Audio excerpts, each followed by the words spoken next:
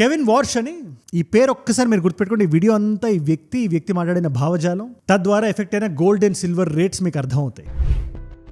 Gold price is also retreated with spot gold down 4% to $5,170 an ounce after hitting a record $5,594 a day earlier.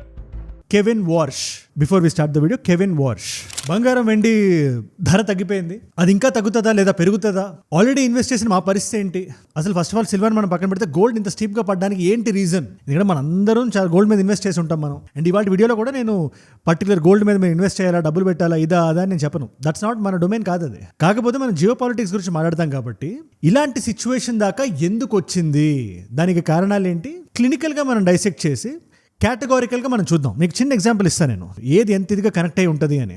And దీని అంతటికీ కూడా కర్త కర్మ క్రియ DJT, Donald Trump గారే.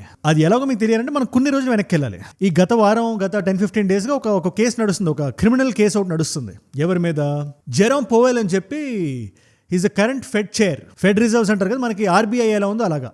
ప్రస్తుతానికి మనకి సంజయ్ మల్హోత్రా గారు ఉన్నారు కదా, ఆర్బీఐ గవర్నర్గా, అక్కడ ఫెడ్ చైర్ అంటారు అమెరికాకి. అండ్ అది ఎంత పవర్ఫుల్ సీట్ అంటే ప్రపంచం మొత్తానికి స్ట్రాంగెస్ట్ బ్యాంకర్ ఎవరైనా ఉన్నారంటే అది ఫెడ్ చైర్. అది ఎందుకంటే ఇవాళ dollar is the reserve currency. ఏదైనా కొనాలన్నా గోల్డ్, సిల్వర్ రేట్లు అన్ని డాలర్స్ లోనే ఉంటాయి. ఎక్స్చేంజ్ కరెన్సీ కూడా అదే మాక్సిమం కంట్రీస్కి. ఆ డాలర్ని ప్రింట్ చేసే రిజర్వ్ ఇది కాబట్టి. అండ్ డాలర్లు ప్రింట్ చేయడం మాత్రమే కాదు, ఇంట్రెస్ట్ రేట్ ఎంత ఉందో సెట్ చేస్తుంది, ఇన్ఫ్లేషన్ ని కంట్రోల్ చేస్తుంది, మార్కెట్లను స్టెబిలైజ్ చేస్తుంది, బ్యాంకులు ఏమైనా క్రాష్ అవుతున్నప్పుడు కాపాడుతుంది. ఈ పనులన్నీ ఉంటాయి. ఇన్ఫాక్ట్ ఈ రిజర్వ్ గురించి మనం మాట్లాడదాం వీడియోలో. ఆ రిజర్వ్ పైన ఎక్కి కూర్చున్న పొజిషన్ ఇస్ చైర్ కాబట్టి, ఆ చైర్ జెరోమ్ పవెల్ కాబట్టి ఆయన చాలా స్ట్రాంగ్ వ్యక్తి. ఆయన ఈయన మీద క్రిమినల్ ఇన్వెస్టిగేషన్ ఎందుకు నడుస్తుంది? సింపుల్ గా అందరికీ అర్థమైనా చెప్పాలంటే డీజేటీకి ఆయన అంటే ఇష్టం లేదు కాబట్టి. ఆయనకు నచ్చకపోతే, ఆయనకి ఎవరి మీద ఈగో ఉంటే ఆయన ఎలా ప్రవర్తిస్తారో మనం ప్రత్యక్షంగా మనం చూసాం కదా లాస్ట్ 1 year గా.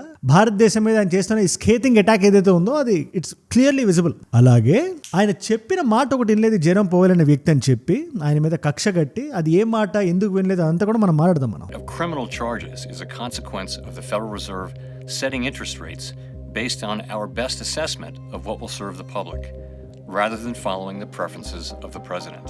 ఈ ఫెడరల్ రిజర్వ్ కి ఒక రినోవేషన్ జరుగుతుంది, అది కరెక్ట్ కాదని చెప్పి ఆయన మీద క్రిమినల్ కేసు ఒకటి పడింది. సరే, దాన్ని ఆయన ఫేస్ చేస్తున్నాడు. ఇంతకీ అసలు డీజేటీ గారిని ఏం అడిగారు, ఆయన ఏం ఒప్పుకోలేదు. ఫస్ట్ క్వశ్చన్ మనందరికీ వచ్చే డౌట్ అదే కదా, ఇంట్రెస్ట్ రేట్ కట్స్. ఈ లైన్ ఒకసారి మీ మైండ్ లో పెట్టుకోండి. ఇది సింపుల్ గా చెప్పాలంటే ఈజీ కొలక్వల్ లాంగ్వేజ్ లో, మనం తీసుకున్న లోన్లు ఉంటాయి కదా, ఈ హోమ్ లోన్లు, కార్ లోన్లు, ఈ లోన్లు, ఆ లోన్లు, ఏ లోన్ అయినా అయి ఉండొచ్చు, దాని మీద ఇంట్రెస్ట్ ని కట్ చేయమని చెప్పి డీజేటీ గారు అడిగారు.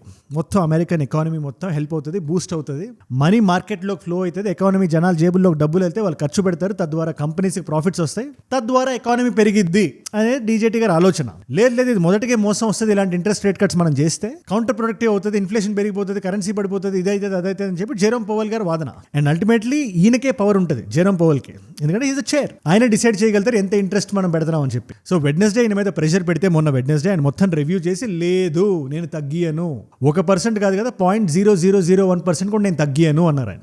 ప్రెసెంట్లీ 3.5%, 3.6% ఎంతో ఉంది ఇంట్రెస్ట్. దాన్ని డీజేటీ గారు ప్రపోజ్ చేస్తున్నది ఎంతో తెలుసు మీకు. చిన్న వైల్డ్ గెస్ చేయండి మీరు, ఒకసారి కళ్ళు మూసుకొని ఒకసారి ఆలోచించండి ఎంత అయి ఉంటుంది. 3.6 కాబట్టి 3.4, 3.2, 3, 2.5 అనుకుని ఉంటారు కదా. మీ ఊహకు కూడా అంతనంతగా 1% మీరు పెట్టండి అని డీజేటీ గారి వాదన.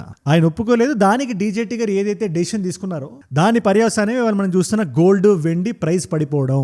అది ఎలాగో ఇవాటి వీడియోని మనం మాట్లాడదాం. సేమ్ ఇదే సింపుల్ లాంగ్వేజ్లో, మార్కెట్లో పెద్ద పెద్ద పదాలు ఏం వాడకుండా, ఎందుకంటే అది మన డొమైన్ కాదు కాబట్టి అందరికీ అర్థమయ్యేలాగా మన స్టైల్లో నేను చెప్పేస్తాను. అండ్ ఇలాంటి వీడియో నా సైడ్ నుంచి మీకు రోజు ఒకటి వస్తుంది, ఎవ్రీ సింగిల్ డే. మనకి లోకల్ ఇష్యూస్ నుంచి మొదలుపెట్టి ఇంటర్నేషనల్ జియో పాలిటిక్స్ వరకు ప్రపంచంలో ఎక్కడ ఏది జరుగుతున్నా దాన్ని ఒక నాలెడ్జ్ పిల్ల మీ ముందు పెట్టేస్తాను నేను. దీన్ని మీరు మిస్ అవ్వకూడదు అని అనుకుంటే కింద కనబడే సబ్స్క్రైబ్ బటన్ నొక్కి పెట్టేసుకోండి. అండ్ డైలీ వ్యూవర్స్ ఎవరైనా ఉంటే ఆ లైక్ బటన్ గుద్దడం మర్చిపోకండి. Subscribe చేశారుగా, done.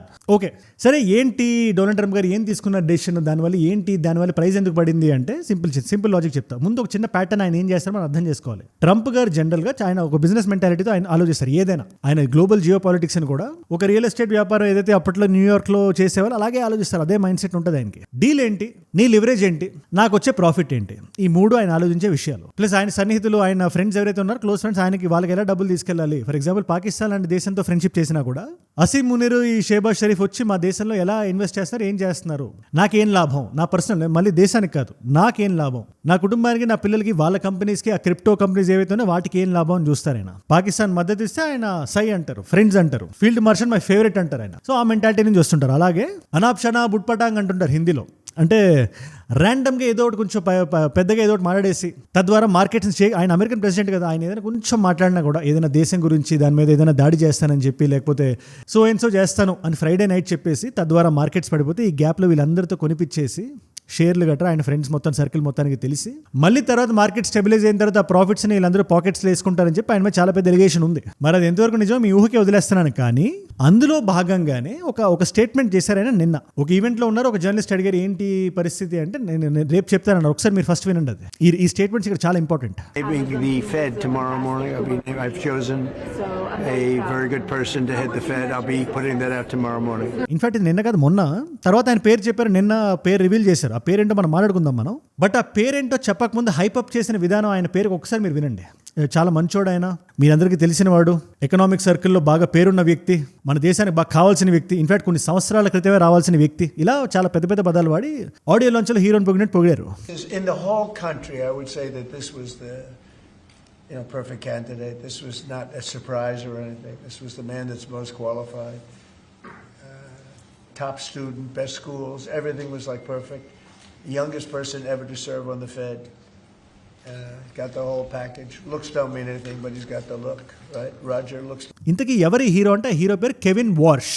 అమెరికన్ ఎకనామిక్ సర్కిల్స్లో ఈయన పేరు అందరికీ సుపరిచితమే. ఇన్ఫాక్ట్ ఈయన ఇప్పటి మనిషి కాదు, జార్జ్ బుష్ టైంలో అపాయింట్ అయిన వ్యక్తి యాజ్ ఎ గవర్నర్ ఇదే ఫెడ్ రిజర్వ్కి. తర్వాత ఆయనకి చాలా స్ట్రాంగ్ భావజాలాలు ఉన్నాయి. ఈయన ఒక సైడ్ ఉన్నారు. ఈయన్ని ఇప్పుడు ట్రంప్ గారు ఏమంటున్నారు, మేలో ఈయన మారబోతున్నారు, ఈయన నామినేట్ చేస్తున్నానని చెప్పారు. ఈయన సరే ప్రపోజ్ చేసిన తర్వాత యాజ్ ఫెడ్ చైర్ ఈ కెవిన్ వార్ష్ని మే దాకా ఎందుకు వెయిట్ చేయడం అంటే ఈ గ్యాప్ అంతా జెరోమ్ పవెల్ ఉండాలి. లెక్క ప్రకారం రూల్స్ ప్రకారం మేలో ఆయన టర్మ్ అయిపోతుంది. అప్పటి వరకు ట్రంప్ గారు కెలక్కూడదు. సరే కెలక్కుండా సైలెంట్గా ఉండి బిహైండ్ క్లోజ్ డోర్స్కి అండర్ ద కార్పెట్ ఇవన్నీ చేసుకోవచ్చు అంటే ఆయన ట్రంప్ గారే కదా, మనందరికీ తెలిసింది. ఆయన మైక్ వస్తే మాడేస్తారు ఆయన. అలాగే మేలో జరగాల్సిన నామినేషన్ గురించి ఆయన ఇవాళ చెప్పడం వల్ల అండ్ ఈ కెవిన్ వార్ష్ అనే వ్యక్తికి ఉండే భావజాలాల గురించి ప్రజలు మొత్తానికి తెలియడం వల్ల నవంబర్లో ఒక చాలా ఎడిటోరియల్ అంటే ఒకటి రాశారు ఆయన. ఇన్వెస్టర్స్లో ట్రేడర్స్లో ఒక పెద్ద ప్యానిక్ అనేది, ఒక జైగాంటిక్ ప్యానిక్ అనేది మొదలైంది. ఏమవుతుందో అని. ఫస్ట్ దీనికి 2 కారణాలు ఉన్నాయి. First interest rate cuts.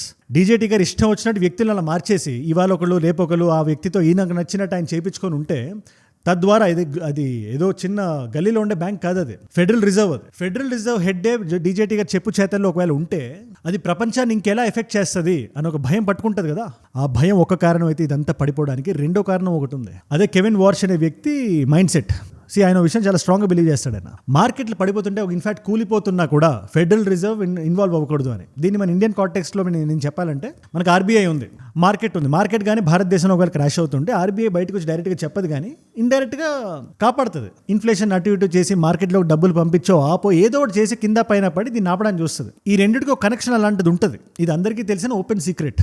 ఈ భావజాలం భారతదేశానికే కాదు ఎవరికైనా ఉంటుంది, అమెరికాకు కూడా ఉంటుంది. కాకపోతే ఈ కెవిన్ వార్ష్కి చాలా స్ట్రాంగ్ ఐడియాలజీ ఉండడం వల్ల మార్కెట్ని అసలు పట్టించుకోకూడదు ఫెడరల్ రిజర్వ్ అనే థాట్ ఉండడం వల్ల రేపు పొద్దున మార్కెట్ పడిపోతే ఏంటి పరిస్థితి అని ఒక భయం పడుతుంది కదా. అండ్ మార్కెట్లో ఎప్పుడైనా భయం పట్టుకుంటే ఫస్ట్ అందరూ చేసేది పానిక్ సెల్లింగ్. అదే జరగడం మొదలుపెట్టింది. మన S&P 500 చూసుకున్నా, నాస్డాక్ చూసుకున్నా, డౌ అండ్ జోన్స్ చూసుకున్నా మొత్తం రెడ్లోనే కనబడుతుంటుంది.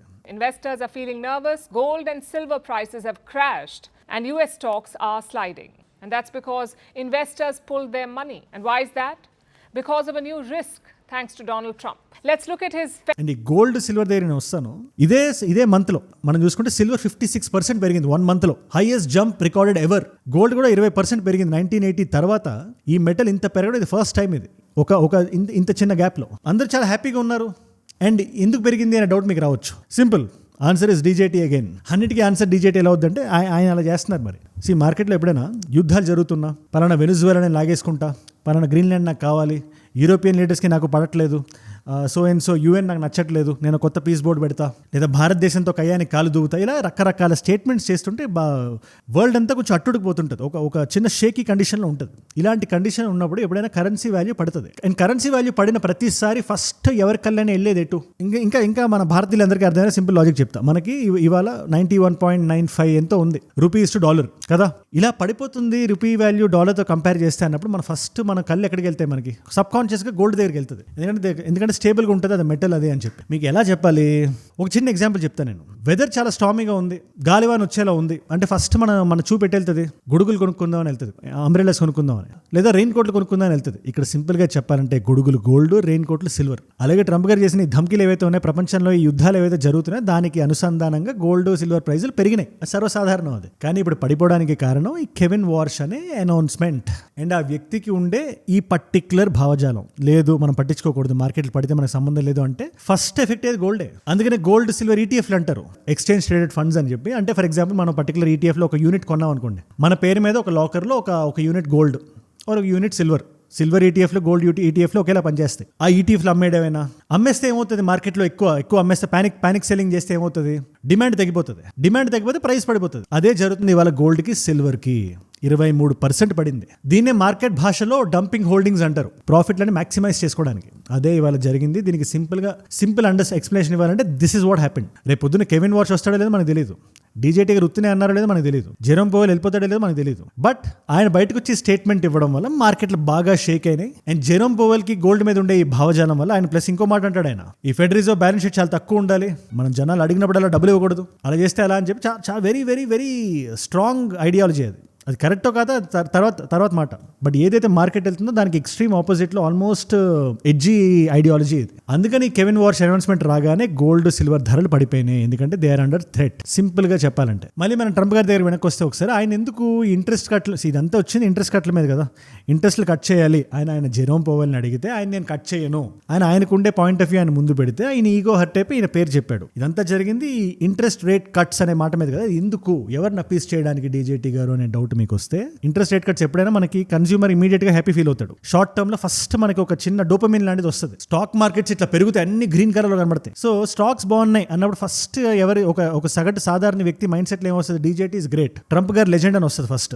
తర్వాత మధ్యతరగతి కుటుంబాలకి అల్టిమేట్లీ చెప్తాను, షార్ట్ టర్మ్ కి ఎవ్రీబడి విల్ బెనిఫిట్, అందరికి హ్యాపీ ఫీల్ అవుతారు. ఇంటి లోన్ ఒకటి తీసుకోవాలి, కార్ లోన్ ఒకటి తీసుకోవాలి, పలానా లోన్ ఒకటి తీసుకోవాలంటే అంత ఇంట్రెస్ట్ ఉండదు కాబట్టి, వాళ్ళు కట్టాల్సిన ధర అంత ఎక్కువ ఉండదు కాబట్టి తీసేసుకుంటారు. మార్కెట్లోకి పంపిణీ అవుతే విషయాలు త్వరగా జరుగుతుంటే ఒక మిడిల్ క్లాస్ వ్యక్తి వాళ్ళు ఇల్లు కట్టుకోవడం చాలా ఈజీ అవుతుంది అమెరికాలో. నేను జాగ్రత్తగా అంటే ఇక్కడ ఇవాళ అన్న రేపు పొద్దున దీని పర్యవసానాలు అదే దేశం మీద పడొచ్చు. But DJT is there for only 3 years కాబట్టి ఆ 3 years కోసం ఆయన ఆలోచిస్తున్నాడని చెప్పి చాలా మంది జియో పొలిటికల్ ఎక్స్పర్ట్స్ చెప్తున్నారు. ఇటు చూస్తే బిజినెస్ హ్యాపీ, నీట్గా ఎక్స్పాండ్ చేసుకోవచ్చు, హైరింగ్ చేసుకోవచ్చు, ప్రాఫిట్లు ఎక్కువ చూడొచ్చు. సరే రేట్ కట్స్ చేస్తే డాలర్ వాల్యూ తగ్గిద్ది కదా, మరి దాని పరిస్థితి ఏంటి అంటే లేదు, అది కూడా కరెక్టే, లేదు దానివల్ల ఎక్స్పోర్ట్స్ పెరుగుతుంది అని చెప్పి అదో లాజిక్ ఇస్తారు. China is a manufacturing dependent country, export మీద డిపెండ్ అయి ఉంటుంది. సో వాళ్ళ కరెన్సీ వీక్ ఉన్నా పర్వాలా, కానీ అమెరికన్ డాలర్ ఇవాళ ప్రపంచం మొత్తాన్ని శాసిస్తున్నప్పుడు ఇలాంటి ఎడ్యుకేషన్స్ అమెరికా తీసుకోవడం ప్రపంచం మొత్తం మీద ఎఫెక్ట్ చూపిస్తుంది. అందుకని ఆయన నలుగురిని ప్రైమరీగా అపీస్ చేస్తున్నాడు, నలుగురిని హ్యాపీగా ఫీల్ అయ్యేలా చేస్తున్నాడు. ఒకరు కోర్ ఓటర్స్, ఆయనకు ముఖ్యంగా సిలికాన్ వ్యాలీలో కాలిఫోర్నియాలో ఎక్కువ మంది ఉండరు, ఆయనకి రూరల్ సైడ్ కంట్రీ సైడ్ ఎక్కువ ఉంటారు. వాళ్ళు ఫస్ట్ హ్యాపీ ఫీల్ అవుతారు కదా, వాళ్ళకి లోన్లు వస్తున్నాయి. తర్వాత ఈ stock market investors and friends వాళ్ళు చాలా happy, corporates happy, election optics చాలా బలంగా నీట్గా కనబడుతుంటాయి. ఎనీవేస్ ఈ ఎంటైర్ ఇష్యూ మీద మీ ఒపీనియన్ అంటే నాకు కింద కామెంట్స్ రాయండి. నేను మళ్ళీ చెప్తున్నా, పలానా స్టాక్, పలానా ట్రేడ్, పలానా గోల్డ్, పలానా సిల్వర్ అని చెప్పి నేను చెప్పట్లా. That is everybody's individualistic choice and దానికి మీరు కరెక్ట్ అయిన దానికి వేరే ఛానల్స్ ఉన్నాయి. జాగ్రత్తగా ఆచితూచి మీరు ఇన్వెస్ట్ చేయండి. ఆ అడ్వైస్ ఈ వీడియోలో కానీ నేను కానీ ఇవ్వట్లేదు. కానీ ఎంటైర్ జియో పొలిటికల్ సిచ్యువేషన్ మీద మీరు ఏమనుకుంటారో నాకు కింద కామెంట్స్లో ఖచ్చితంగా రాయండి. ఇవాళ మల్టిపుల్ చాయిస్ క్వశ్చన్ మీ అందరికీ, అసలు ఫెడరల్ రిజర్వ్ సిస్టమ్ అనేది యూఎస్ఏలో ఎప్పుడు ఏ సంవత్సరంలో ఎస్టాబ్లిష్ అయింది? Option A 1857, option B 1913, option C 1951, option D 1965. మీకు సమాధానం తెలిస్తే కింద రండి, తెలుసుకుందాం అనుకుంటే ఇన్స్టాగ్రామ్కి వచ్చేసేయండి. అక్కడ అజయ్ ఫ్రమ్ ఏజుడ్ అని ఉంటుంది, అజయ్ ఫ్రమ్ అని రాయండి, it's verified profile, tick mark ఉంటుంది, వచ్చేస్తుంది. అక్కడ ఇలాంటి వీడియోస్ ఈ టాపిక్స్ ఏవైతే ఉన్నాయో మీరు నా స్టైల్లో నేను చెప్పాలని మీరు కోరుకుంటే అక్కడ వచ్చి డిఎం చేయొచ్చు ఫస్ట్. అండ్ నా లైఫ్లో నా చుట్టూ ఏమైనా జరుగుతున్నాయి ఇలాంటి వీడియోస్ని రీల్స్లో చూడాలన్నా కూడా it's a great place.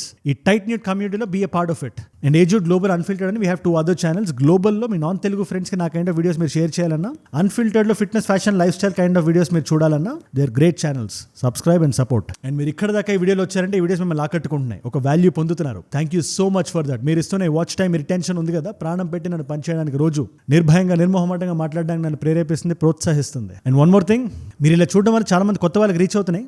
Daily viewers అందరికీ ఒకటే, మీకు ఈ వీడియోస్ నచ్చింది, ఈ పాయింట్ మీకు ఒక వాల్యూ యాడ్ చేసింది అనుకుంటే, మీకు గోల్డ్ సిల్వర్ ఎందుకు పడింది నాకు అర్థమైంది అనుకుంటే జస్ట్ కింద కనబడే లైక్ బటన్ గుద్ది నాకు చెప్పండి. కొత్త వాళ్ళు ఎవరైనా ఉంటే మీరు ఆఫీస్ నుంచి, కాలేజ్ నుంచి వచ్చిన తర్వాత వెనక్కి మరి పడుకునే ముందు ఒక 10-15 నిమిషాలు నాకు కేటాయించాలని మీరు అనుకుంటే కింద కనబడే సబ్స్క్రైబ్ బటన్ నొక్కి పెట్టేసుకోండి. నాలెడ్జ్ పిల్ మీకు డైలీ వచ్చేస్తుంది. సబ్స్క్రైబ్ చేశారుగా?